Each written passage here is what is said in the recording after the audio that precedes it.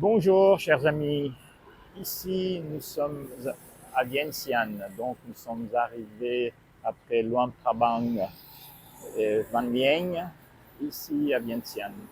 Alors aujourd'hui je vais vous faire une petite vidéo simple, sans trop de commentaires. Donc je dédie cette vidéo à un ami laotien, un copain d'enfance, hein, que j'apprécie beaucoup et puis que on a eu des bons moments ensemble, en mémoire à lui. Euh, je suis arrivé dans son quartier d'enfance, où il a vécu ici en étant enfant, et puis dans ces quartiers où toute sa famille, ses oncles, ses tantes, ses sœurs, ses cousins, ils ont vécu, où certains, encore rares personnes y vivent encore. Donc, on va faire un petit tour. Donc, il n'y aura pas beaucoup de commentaires, mais comme situation, donc on se trouve au croisement de la rue Nekeokumane et la rue principale de Setailat. Euh, alors, on commence. Donc, en face, on a le stade d'athlétisme, là-bas au fond. Après, quand on se tourne ici,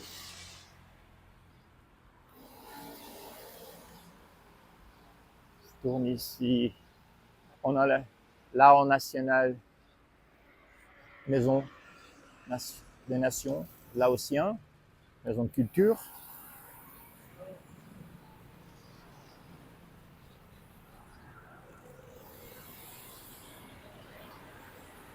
Alors, on va descendre la rue maintenant. Donc, j'espère qu'il reconnaîtra sa rue. Donc, c'était quand même il y a fort longtemps qu'il a quitté le quartier. Je crois que sa famille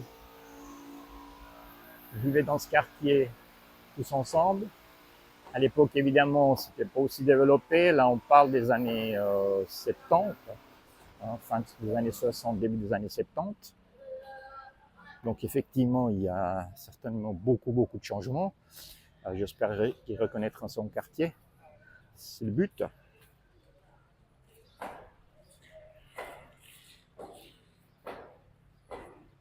Arkadaşlar, şimdi şöyle bir durum var. Size bu semti göstermemin nedeni, bu videoyu benim bir okul arkadaşımı anıyorum. Çok iyi bir gençlik arkadaşım. Beraber mimarlık tahsillerimizi yaptık ve benim kalbimde hep ayrı bir yeri vardır. Karşıda şimdi bu atletizm stadyumu, girişinde bu yan tarafında Kültürel Lao Evi, Milli Kültürel Lao Evi. Şimdi bu arkadaş bütün çocukluğunu bu semtte geçirmiş. Bütün ailesi burada yaşamış. Annesi, babası, amcaları, teyzeleri, kardeşleri, kuzenleri ve hepsi sonunda bu memleketi terk etmek zorunda kalmışlar ve ayrılmışlar. Durum tabii o zamanki şeylere dayanıyor, o zamanki şartlara dayanıyor.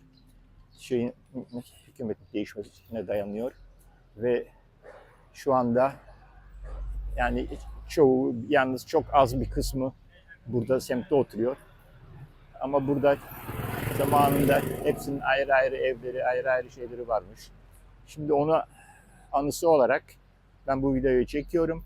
Fazla da öyle komentar vermeyeceğim. Onun için büyük bir kısmı Fransızca olabilir. Zaten fazla detaya girmeyeceğim. Ona adıyorum bu videoyu. Şimdi şöyle başlıyoruz. Burada stadyum geldi. Bu cadde. Bu cadde burada amcaların, babasının, kuzenlerinin, evleri varmış zamanında.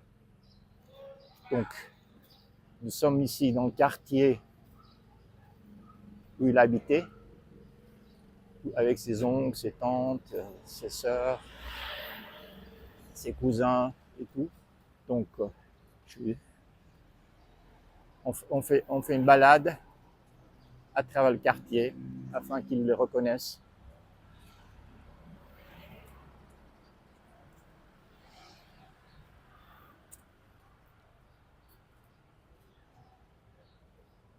J'espère qu'il reconnaîtra, parce qu'évidemment, passé 50 ans, ça a bien dû changer.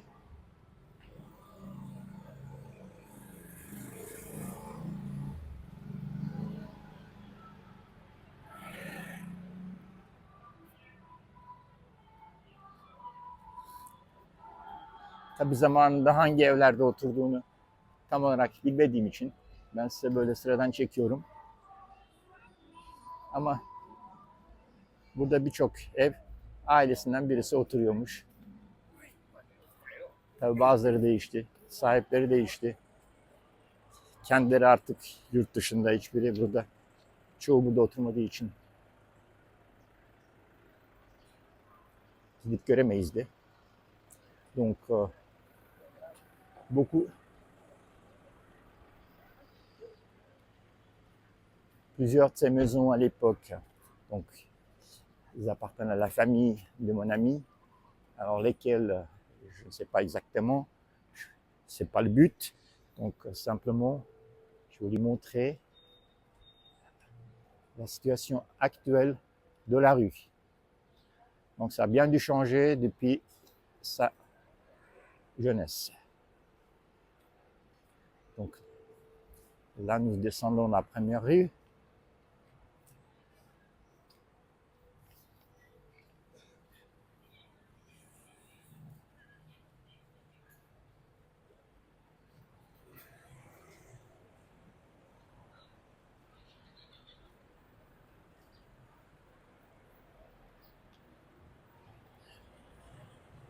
Ensuite, il y a un temple ici qui existait évidemment déjà à l'époque. C'est le temple Wat Miksai. Ici, en face. Donc on va traverser la rue, c'est peut-être mieux.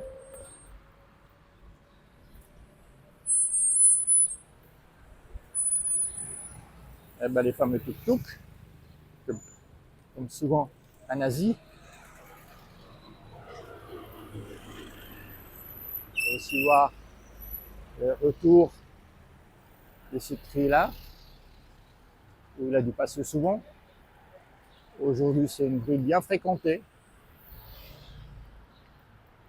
Là, le temple Miksai, on va pas le visiter, on va juste faire un petit tour dedans, comme ça. Vous voyez l'ancien temple. Et puis un tout nouveau grand en construction en face.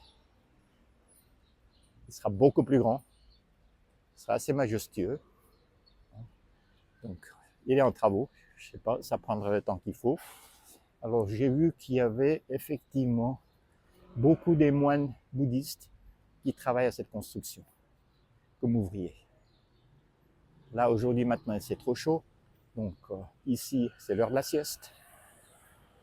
Donc là, je pense que, quoique je ne comprends pas, je pense que c'est les dons que certaines personnes ont fait pour la construction. Et voilà, on voit les moines se reposer. Arkadaşlar, şimdi burada eski bir tapınak. Onun zamanında bu tapınak, tarihi bir tapınak vardı. Şimdi büyütüyorlar, devasa bir tapınak oluyor. Böyle. Burada şantiyede çalışanlar, keşişler çalışıyor. Benim gördüğüm kadarıyla bayağı keşiş çalışıyor. Burada zengin ailelerinin verdiği paralarla yapılıyor. Bu semtin halkının yapılıyor. Yani burada bizdeki gibi öyle şey yok. Yani devlet yardımı yok böyle cami yaparken, şey yaparken falan. Burada hepsi halk para toplayarak kendi semtinin kendi tapınağını yaptırıyor.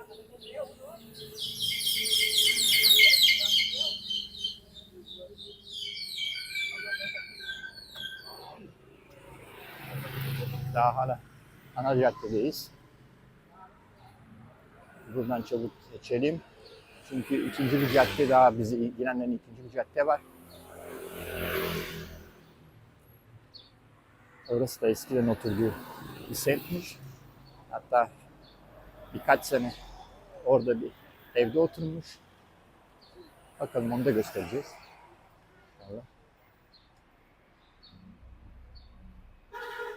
Şimdi köşeden böyle içeri giriyoruz.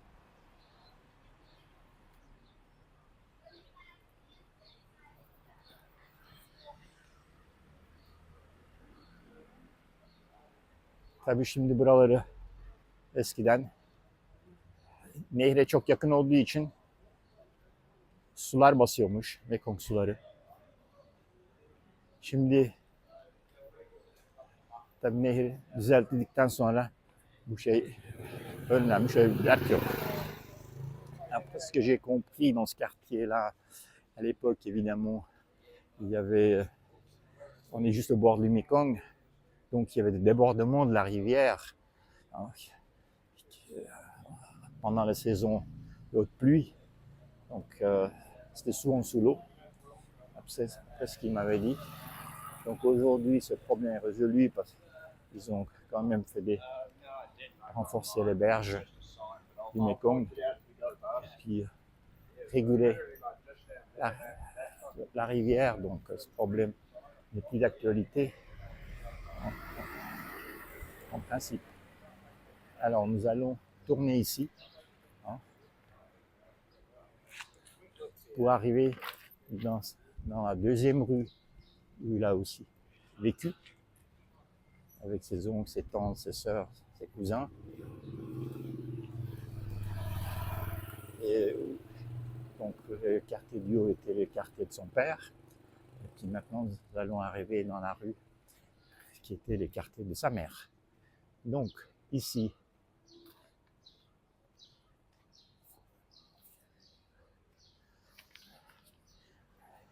nous sommes juste derrière le grand temple Vatong Toi. On va peut-être juste y faire une petite incursion. De nouveau, pas pour faire une visite du temple, mais juste pour situer la statue. Ce temple, effectivement, il est plus grand.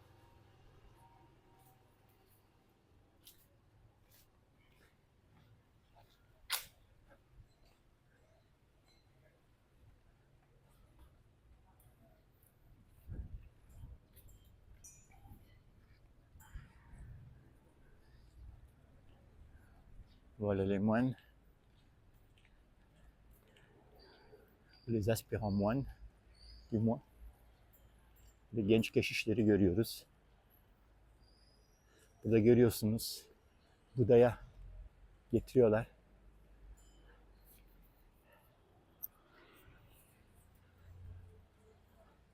Böyle Buda'ya hediyelerini getiriyorlar. Burada ondan sonra içeride dualarını edecekler. Ona diyecekler. İçeri bir kısa bir dalalım. Ama öyle özel bir gezi ben yapmayacağız arkadaşlar.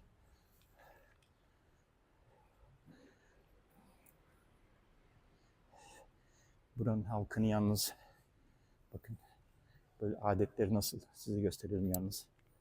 Bakın böyle geliyorlar. Büyük Buda.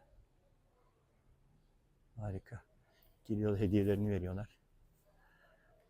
Nesler getirmişler. Yiyecekler getirmişler. Deyip dua ediyorlar burada.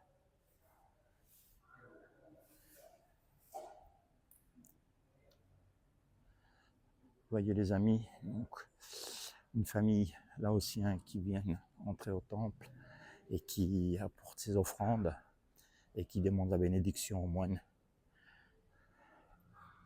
Donc on ne va pas les déranger. Le but de cette vidéo n'est pas celle-ci. Donc on continue à visite de quartier.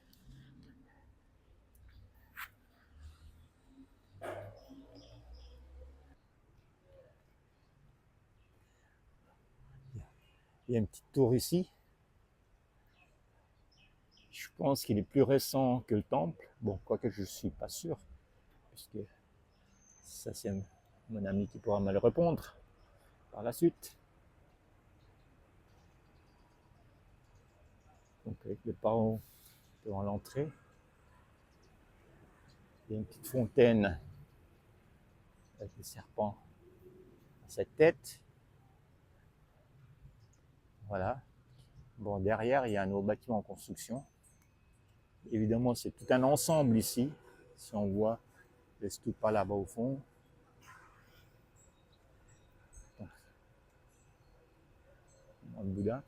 Donc, il y a les maisons d'habitation, des dortoirs, les moines. Donc, l'école, ils font leurs cours. Après les réfectoires, pour manger.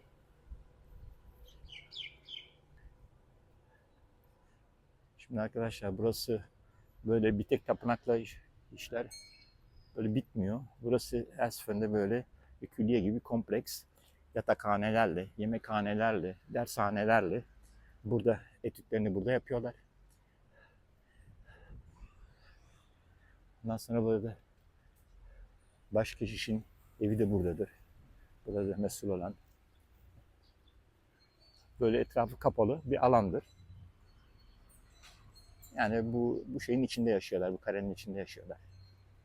Şimdi arkadaşımızın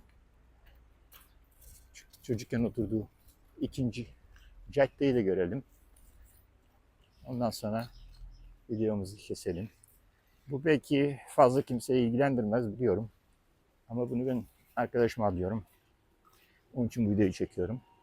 Şimdi ikinci şeyi annesinin oturduğu caddede ve kuzenlerin, teyzelerin, kız kardeşinin oturduğu caddede burasıymış. Girişi böyle.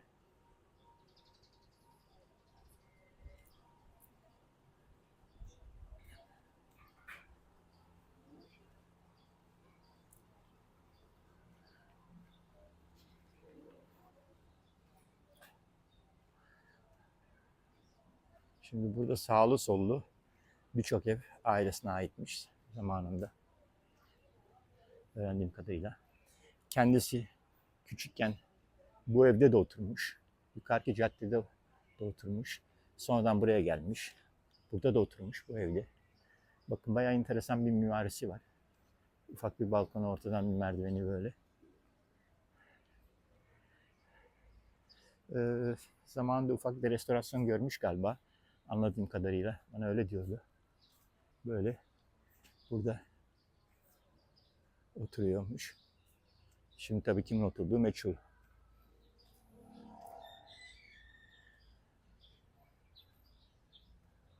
Sonra rejim dönüşünde burada tabii herkesin evleri, şeyleri ellerinden alındı.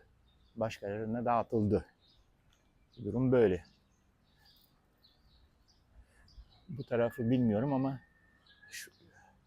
şu binalar da, yani bu caddede birçok bina şu anda bayağı lüks oteller, restoranlarla dolu. Hepsi burada oturduğu evlermiş. Şimdi bakın böyle lüks yerler yapılmışlar. Donc ici le quartier, mon ami et une grande partie de sa famille et sa mère, c'est le quartier de sa mère ici. Donc je sais que c'est dire qu'il avait habité en étant petit dans cette maison. Donc il y a une architecture un peu particulière, assez sympa d'ailleurs. Après ce que je sais, s'il a déjà subi une petite rénovation. Mais bon, après, vous voyez, donc il faudrait effectivement les reprendre en main. Si c'est effectivement Luang Prabang, ils ont entièrement retapé. Ici, donc, après ce que je vois, ils préfèrent démolir les anciennes maisons pour faire les maisons cossues comme ça, pour les touristes, que ce soit des restaurants, ou comme derrière, des tours d'hôtel, ou des restaurants chics pour les hôtels chics pour les étrangers. Je sais qu'à l'époque, donc, sa famille vivait dans dans ces maisons, en tout cas pas dans ces maisons-là, mais à la place de ces maisons-là. Ils habitaient ici. Ça a tout été démoli et refait. La terre, héritage. Voyez, aujourd'hui, c'est très très luxueux. Donc, une des maisons aujourd'hui certainement retapée. Après ce que je sais, si je ne me trompe pas, c'est celle-ci.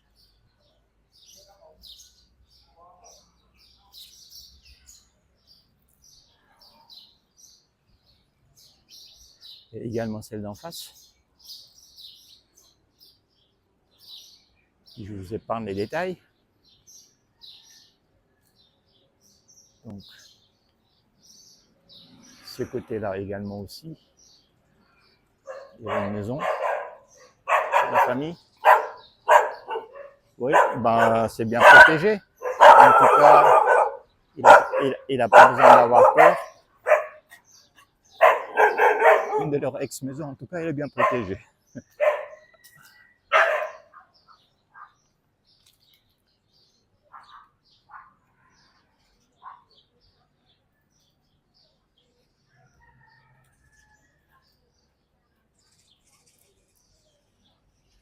Je sais qu'il y avait encore une autre maison vers le bas ici. Je ne sais pas lequel c'est. Donc lui, il reconnaîtra. Arkadaşlar, bu caddenin ailesinin oturduğu bir caddesinin böyle sonuna doğru geliyoruz.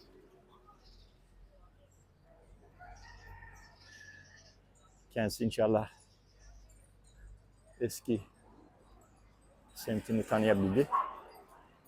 Şu anda lüks otellerle, restoranlarla doldurmuşlar. Eskileri yıkıp tabii. Maalesef buradaki Luang Prabang'daki gibi derli toplu bir planlama yok. Şöyle herkes kafasına göre istediği şeyi yapıyor. Görünüyor.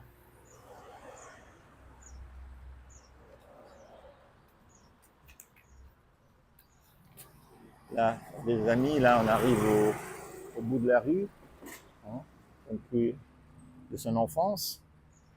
En face, nous avons le Mekong, de l'autre côté de la route. Donc, c'était vraiment un endroit très central à l'époque. Bon, la ville a grandi depuis. Et malheureusement, comme vous voyez, beaucoup de constructions, ils étaient démolis. Malheureusement, ils n'ont pas eu la chance de Luang Prabang, où les vieux bâtiments ont été repris, restaurés, le sont encore aujourd'hui, où il y a des normes bien strictes établies. On ne peut pas faire n'importe quoi. Mais ici, vous avez vu, à côté des bâtiments d'un étage, on passe à 10 étages. Donc c'est un peu archaïque. Tout le monde fait, j'ai l'impression, un peu ce qu'il veut. Dommage parce que comme dans ce pays, il y a les exemples comme Luang Prabang, ils auraient pu prendre des exemples sur ce site, ce qu'il y a à faire et ce qu'il n'y a pas à faire pour dénaturer une ville et puis l'embellir. Donc là, on arrive maintenant au bord du Mekong, la route au bord du Mekong, et on arrête notre vidéo ici. Alors là devant, donc je passe tous les soirs le grand marché de nuit, où il y a énormément de confections de tout genre à des prix incroyables. Mais bon, je pense que la plupart de ces marchandises doivent venir directement par camion de Chine. C'est l'impression que ça donne, parce que les prix sont tellement bas que c'est pas possible autrement. Arkadaşlar, burada şimdi bu semti bitirdik. Mekong Nehri'nin kenarına geldik. Görünüyor biraz ileride. Biraz hava bugün puslu. Burası sahildeki ana cadde. Bu önümüzdeki alanda da gece pazarı kuruluyor. Yani çok büyük bir gece pazarı ve inanılmaz fiyatlar var. Yani mallar bakınca öyle hediyelik eşya meşya değil. Hepsi giyim, ayakkabıydı, basketti, çantaydı, aksesuarları, telefon aksesuarı ne isterseniz var. Hepsi böyle kamyondan, Çin'den gelen kamyonlardan dökülmüş gibi bir hali var. Ve fiyatlar acayip acayip ucuz. Tabii kalitesi de öyle süper olduğunu sanmıyorum. Öyle pek incelemedik ama gördük. Yani dediğim gibi yani 150 liraya 4 tane tişört veriyorlar adamlar. Hatta çocuk giyimleri falan çok ucuz. Şöyle biz burada şimdi şeyimize son verelim arkadaşlar. Alors, je clôture la vidéo ici. Donc ici, on est au bord du Mekong, l'avenue principale. Et bien, je m'oriente vers mon hôtel. Et puis, je clore ici et je salue tous les amis en Suisse, en France. Et puis, Türkiye'deki arkadaşları da unutmayalım. Herkese buradan selamlar. İyi günler dilerim. Hepinizi öpüyorum, seviyoruz.